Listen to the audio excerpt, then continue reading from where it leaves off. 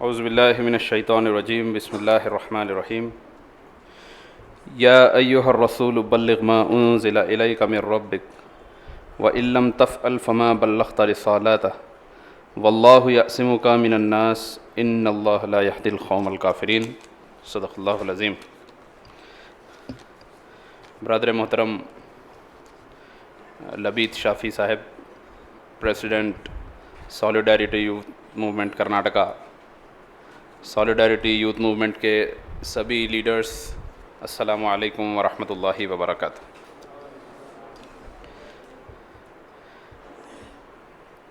Veg to build public relation पर मुझे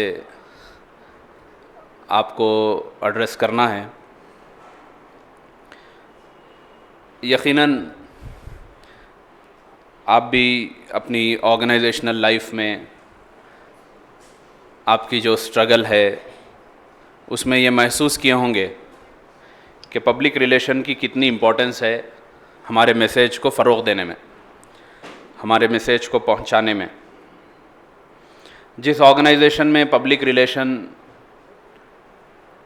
अच्छा स्ट्रॉन्ग रहा, वो ऑर्गेनाइजेशंस बहुत जल्द अपने आप को समाज में मनवा लेती है, और जहाँ पर पब्लिक रिलेशंस वीक है वहाँ पर फिर चाहे ऑर्गेनाइजेशन का मैसेज कितना ही अच्छा हो, लेकिन पब्लिक रिलेशंस वीक होने की वजह से वो समाज में यानी उस हैसियत से एक्सेप्टेड नहीं होती जिस तरह से उसको होना चाहिए, उसके मैसेज के एतबार से होना चाहिए। तो कोई भी ऑर्गेनाइजेशन में, किसी भी ऑर्गेनाइजेशन में इस चीज़ को सबसे ज़्यादा अहमियत भी देते हैं। आपको मालूम है कि पब्लिक रिलेशन फर्म्स दुनिया के अंदर बहुत बड़ा रिसोर्स पुलिंग एरिया है। दुनिया के अंदर बहुत ज़्यादा जो है इकोनॉमिक जनरेशन का एरिना भी पब्लिक रिलेशन माना जाता है। यूरोप के अंदर, अमेरिका के अंदर बाज़ाब्ता ऐसे बड़ी बड़ी फर्म्स होते हैं जो पूरी तरह से पॉलिटिकल मूवमेंट्स को चलाते हैं। अभी हमारे मुल्क में भी एक नया ट्रेंड बना, जो बड़ी बड़ी पॉलिटिकल पार्टीज़ जो है फर्म्स को हायर करती है, वो फर्म्स फिर उसका पब्लिक रिलेशन का पूरा काम अंजाम देते हैं। बहरकैफ हमारी तहरीक में, हमारी तंजीम में हम लोग ही ये काम करते हैं मुख्तलिफ़ सतह पे, यूनिट्स पे, चाहे डिस्ट्रिक्ट्स हो, नेशनल लेवल हो। तो इस मामले में पब्लिक रिलेशंस की अहमियत को तो कोई इनकार नहीं कर सकता, लेकिन एक और चीज़ जिसका ख्याल रखना बहुत इम्पॉर्टेंट है वो है किस तरह से पब्लिक रिलेशन हम मेंटेन करें, पब्लिक रिलेशंस का काम करें। इस मामले में थोड़ा सलीक़ा चाहिए। इस मामले में थोड़ा सा जो है हमें बहुत ही टेक्निकली भी साउंड होने की ज़रूरत है और बहुत ज़्यादा जो है सेंसिटिव होने की भी ज़रूरत है। मैं अपनी टॉपिक को जो है दो हिस्सों में बांटा हूँ। एक तो जो है मेथड्स, डायरेक्ट मैं मेथड्स पे बात करूँगा, वेज जो पब्लिक रिलेशन के लिए आप लोग ओरिजिनली अपने अंदर पैदा करना है, ओरिजिनली अपने केडर के अंदर पैदा करना है। और दूसरे मैं जो है कुछ सोर्सेस, एवेन्यूज़ या सोर्सेस जो है जो इस्तेमाल करके हम पब्लिक रिलेशंस का काम कर सकते हैं, इसको मैं दो डिवीज़न में रखा हूँ। अच्छा, before coming to the topic, public relation का काम करने से पहले दो इम्पॉर्टेंट चीज़ें हमको अपने अंदर, every person belongs to the organisation, they must have two important things very clear in them. One is the clarity over message. आपका जो भी मैसेज है, सॉलिडारिटी का मैसेज, हमारा मिशन, हमारा एम, उस मामले में we should be very clear. We should be very clear on our agenda, we should be very clear on our mission. हम इतना क्लियर रहे कि any level of criticism we should face and any level of person we should face, and हमारा जो acceptance level है वो बहुत लार्ज ग्रुप के अंदर जाए। ये इस लेवल पे हमारे को क्लैरिटी चाहिए अपने मैसेज को लेके। Okay, this is the first attribute which every person should have in them. अगर हमारा मैसेज में क्लैरिटी नहीं है, हमारे अंदर क्लैरिटी नहीं है कि हम जो काम कर रहे हैं वो क्या है, हमारा जो मिशन है वो क्या है, हमारा एम क्या है, इसके अंदर कहीं भी अगर थोड़ा बहुत झोल है हमारी समझ में, तो again you cannot do your work also properly.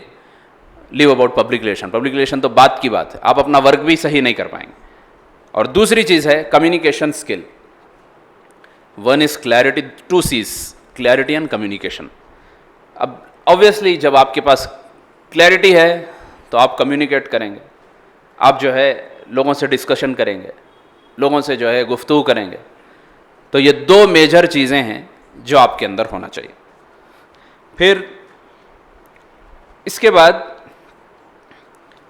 In person attributes, यानी एक पर्सनल एट्रीब्यूशन आपको क्या चाहिए वो मैं थोड़ा सा बयान करूंगा। One, I said clarity of message. Second is the knowledge. Okay, हमें जो है एम्पल नॉलेज चाहिए पब्लिक रिलेशन का काम करने के लिए। जो हमारा मिशन है उसके related knowledge. Solidarity, what is the work of solidarity, what is the mission of solidarity,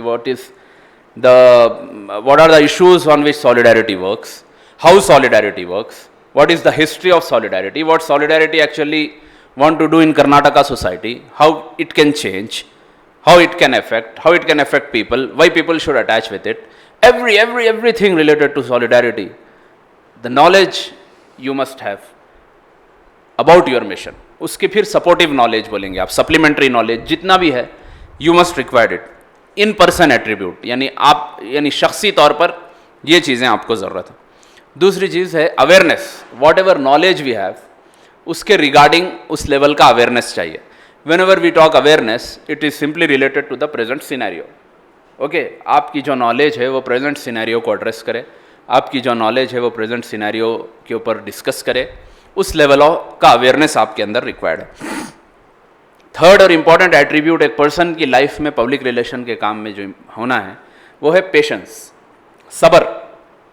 ठीक है, आप में जो करे होंगे अंदाज़ा है कि जब हम लोगों से मिलते हैं, लोगों से गुफ्तगू करते हैं, तो एक बात याद रख लीजिए कि हम एक ऑर्गेनाइजेशन, एक पर्टिकुलर आइडियोलॉजी को तो हम कैरी कर रहे हैं, लेकिन आपका जो ऑडियंस है उन्हें न जाने कौन सी आइडियोलॉजी को बिलोंग करता है, यू डोंट नो। वो आपको रिस्पॉन्सिव भी मिलेगा, वो आपको एक्सेप्टेंस वाला भी मिलेगा, वो आपका क्रिटिक भी निकलेगा, वो आपका एनिमी भी निकलेगा, इट कैन बी एनीवन। तो उस मामले में पब्लिक रिलेशंस के काम में एक और एट्रीब्यूट आपको अपनी पर्सनल लाइफ में लाना है, वो है सब्र। बहुत ही सब्र के साथ और हिकमत के साथ एक पर्सन को जो है हमें मेंटेन करना पड़ेगा, पर्सन के साथ अपने रिलेशंस को मेंटेन करना पड़ेगा। Then third thing is, second part is out person attributes. मैं ये कह रहा हूँ, यानी ये तो आपकी अपनी पर्सनल लाइफ, यानी पर्सनल जो एट्रीब्यूट्स आपको बिल्ड करना है वो है। फिर बाहर जब आप इंटरैक्ट करेंगे तो तीन चीज़ों का ख्याल आपको करना पड़ेगा। पहली चीज़ है नो योर ऑडियंस। जिस ऑडियंस से आप बात कर रहे हैं, you should know them. Okay, if you are going to meet with any Muslim leaders, वो आपको पता होना चाहिए उनका जो है क्या थॉट है, उनका क्या जो है व्यू है, इस मामले में हम रीडिंग करके जाए। दूसरे, अगर आप कोई सोशल लीडर से मिलना चाह रहे हैं या दलित लीडर से मिलना चाह रहे हैं, कोई और पॉलिटिकल लीडर से मिलना चाह रहे हैं, तो ये आपको मालूम हो।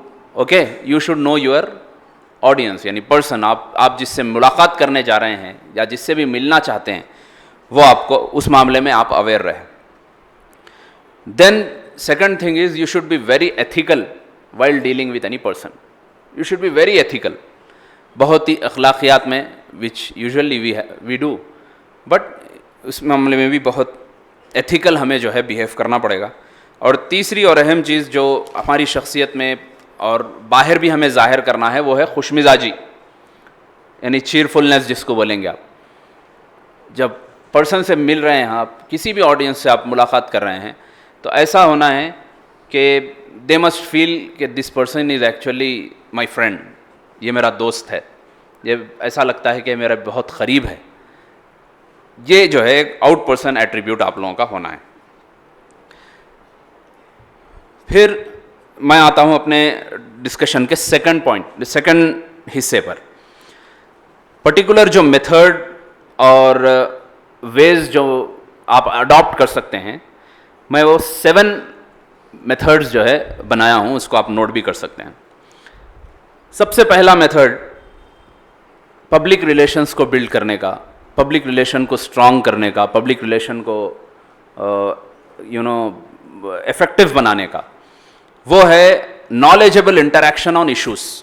ओके, इश्यूज और projects, whatever it is, affairs. समाज में आपको मालूम है कि इंटरैक्शन से बहुत बड़े बड़े मसाइल हल होते, ठीक है, गुफ्तगू से बहुत बड़े मसले हल हो जाते, ठीक। तो हम जो है नॉलेजेबल इंटरैक्शन करें अपने ऑडियंस से, और related to what, related to any issues, related to project. ऐसा लगे हमारे ऑडियंस को कि whatever this particular person is saying, ये आदमी जो बोल रहा है, ये स्टूडेंट जो भी बात कर रहा है, जो गुफ्तगू कर रहा है, इसके पीछे एक वैल्यू है, इसके पीछे एक सोच है, इसके पीछे एक जज्बा है, इसके पीछे जो है एक he want to give he want to promote any value in the society. तो आपकी इंटरैक्शन जो हो वो बहुत भारी हो, it should be very knowledgeable. If you are speaking on any issue, you must have every knowledge related to that issue. If you are speaking on any project, कुछ अगर प्रोजेक्ट आप लोग लॉन्च करना चाह रहे हैं, तो उसके प्रोज एंड कॉन्स पे आप बात करें, उसके जो है क्या बोलते हैं सस्टेनेबिलिटी पे आप बात करें, उसकी जो है एक्सेप्टेंस और ज़रूरत पे बात करें। इतना स्ट्रांगली आपका कम्युनिकेशन होना है कि ए पर्सन मस्ट फील कि this is the need of the hour.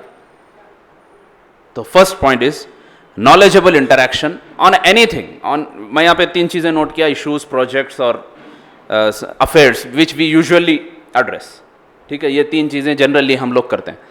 तो what ever interaction you do it with sound knowledge, do it with sound opinion, do it with plenty of information. Second thing is always come up with any idea.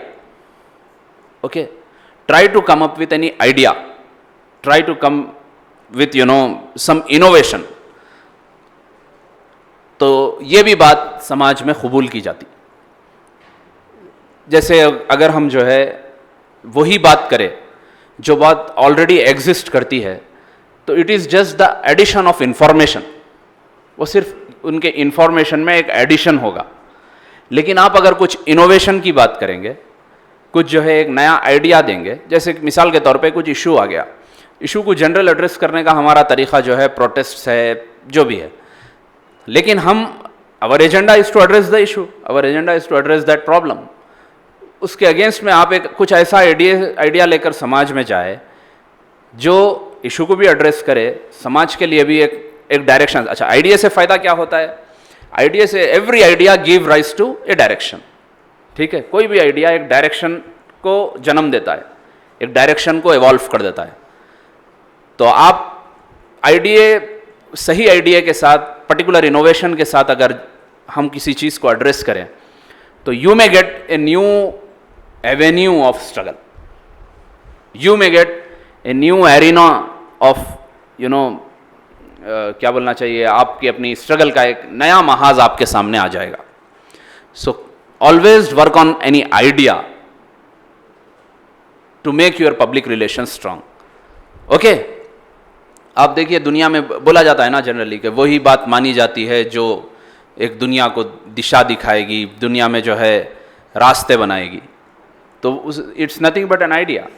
You are addressing the same problem but some new idea. You are addressing the same community but some in new way, in new mean, and by setting up new direction. Then come with third point is creative solutions you should be able to give to the masses. कुछ creative solution, आज का ज़माना क्या है, technological era बोला जाता है, बहुत तेज़ ज़माना है। So you should come up with some creative solutions to any problem. Okay, हमारा कोई भी प्रॉब्लम है उसके हम क्रिएटिव सॉल्यूशंस निकालें, ऐसे सॉल्यूशंस निकालें जो लार्जर ऑडियंस को एड्रेस करे, लार्जर ऑडियंस में जो है उसकी कबूलियत हो, ऐसे सल्यूशंस पे निकाले, ख़ास तौर पर हिंदुस्तानी समाज में, जिसमें अभी के माहौल में जो है we should be able to address every community, we should be able to address every group, कोई भी ग्रुप को हम हमारे सल्यूशंस जो है एक्सेप्टेड हो, हमारे सल्यूशंस के अंदर उनको भी जो है अपना सेटअप नज़र आए, उनको अपना जो है अपनी लाइफ नज़र आए। Fourth and important thing which paves the way to your public relation is always talk about collective success और mutual success। ठीक है, हर वक्त ये कोशिश करिए कि आपके और आपके ऑडियंस में म्यूचुअल सक्सेस की हम बात करना है। ठीक, म्यूचुअल सक्सेस की हम बात करेंगे। हम अपनी जानिब से कम्युनिकेशन के मीडियम को ऐसा नहीं रखना है कि देखो मैं बोल रहा हूं मेरा सुनो, नहीं, हम बोलेंगे कि see we are going through this phase and you are also working on something. जैसे हम generally we maintain public relations with whom, पहले आता है एक वीआईपी ग्रुप, ठीक है, उसके बाद आते हैं फिर सोशल ऑर्गेनाइजेशन समझिए आप, उसके बाद आते हैं किसी लेवल पर लोकल लीडर्स, लोकेलिटी के लीडर्स है, उसके बाद हम समझते हैं कि मासेस है। तो हर सतह पे हम जहाँ भी इंटरैक्ट कर रहे हैं they should also understand that the person with whom I am meeting, he is actually standing for mutual benefit। ठीक है, he is actually standing for collective success। तो उससे क्या होता, आपका एक्सेप्टेंस लेवल बढ़ जाता, उससे क्या होता, उसका इंटरेस्ट बढ़ जाता। he will also accept you, you will also come in interaction with them। जैसे हम मोहल्ले में काम कर रहे हैं अपनी अपनी लोकेलिटीज़ में, तो मोहल्ले में बहुत सारे लीडर्स रहेंगे, अलग अलग पार्टीज़ के लोग रहेंगे या अलग अलग जो है थॉट्स के लोग रहेंगे। हम ऐसे आइडिया से सामने आए कि हम एक कलेक्टिव, वो उस मोहल्ले के कलेक्टिव सक्सेस की बात करें। ठीक है, तो इससे we can always have a space for interaction. When you talk of collective success, we will always get the space of interaction, of communication, of more mingleness, of more more opportunities to address the larger gatherings।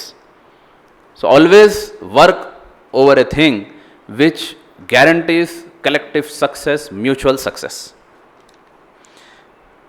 Fourth important thing what I have noted is,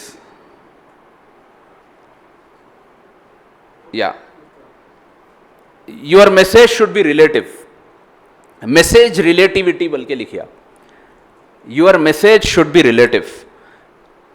with this I mean, जो भी message आप promote करेंगे, जो भी message पे आप बात करेंगे, it should be relative to time, it should be relative to era, it should be relative to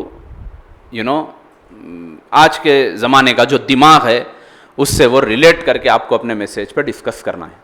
ठीक है, कोई भी मैसेज, अंबिया अलैहिस्सलातु वस्सलाम की भी सुन्नत यही रही, जो भी दौर में रहे उस दौर के जो है तरीक़ेकार को, उस दौर के लोगों के जहनों के हिसाब से जो है आप यानी नबी सल्लल्लाहु अलैहि वसल्लम और सारे अंबिया एड्रेस किए। अगर हमारा मैसेज रिलेटिव नहीं है तो हम जो है, क्योंकि होता क्या है, कोई भी समाज में everyone doesn't belongs to leadership group. समाज जनरली कहते हैं कि 3 टायर में बटा होता है। एक तो होता है वो जो लीड करते, दूसरा मिडिल लेवल ग्रुप होता है, वो ग्रुप क्या करता, फैसिलिटेट करता, तीसरा ग्रुप फॉलो करता। ठीक है, तो हम ऑर्गेनाइजेशंस, ऑल दी ऑर्गेनाइजेशंस, ये ऑर्गेनाइजेशंस क्या है, कहीं ना कहीं they are playing the role of leaders, whether it is political organizations, social organizations, religious organizations, at some point of time they are playing the role of leaders, right? तो हाँ, तो यूं समझो कि आप समाज का जो है सिर्फ एक 2% है बीइंग ए लीडर, या आपके जैसे ही और लीडर। तो लेकिन समाज क्या है, समाज तो बहुत बड़ा है, समाज के अंदर तो और वर्सेटैलिटी बहुत ज़्यादा है, लेकिन समाज एक चीज़ पे इंटैक्ट रहता, वो है एरा के चेंजेस के साथ समाज चेंज होता। इस मामले में तो मैं समझता हूँ कोई डिस्कशन की ज़रूरत है। When ever the era change, society change. Okay, ज़माने के हिसाब से तब्दीलियाँ आती, ये समाज का एक कांस्टेंट वैल्यू है। वो तब्दीली आना एक कांस्टेंट वैल्यू है सोसाइटी का। तो ये जो तब्दीली होते रहती, उन तब्दीलियों को जो ऑर्गेनाइजेशंस अपने मैसेज को रिलेटिव बनाती तब्दीली के साथ, वो ऑर्गेनाइजेशन समाज में ठहर जाती। आप चाहे पॉलिटिकल, वही कम्युनिस्ट का जनरली जो है बोला जाता है हिंदुस्तान में कि उनकी पॉलिटिकल आइडियोलॉजी लार्जली फेल हो गई। क्यों हो गई? Because they could not able to make their space out of their economic policies and all. कहीं ना कहीं आके वो लोग जो है स्ट्रक हो गए। फिर जब डिक्लाइन हुआ तो फिर अच्छा खासा डिक्लाइन हुआ। तो इसी तरह से कई सारी ऑर्गेनाइजेशंस भी आप देखेंगे, if they don't relate their message with the changes which happens in the society, they cannot really make larger effects. Organisation तो हो सकता है रह जाए, बट जिस मैसेज के साथ, जिस पर्पस के साथ उठती है, वो जो है उस हैसियत से एड्रेस नहीं कर पाती। Six thing is making people involve.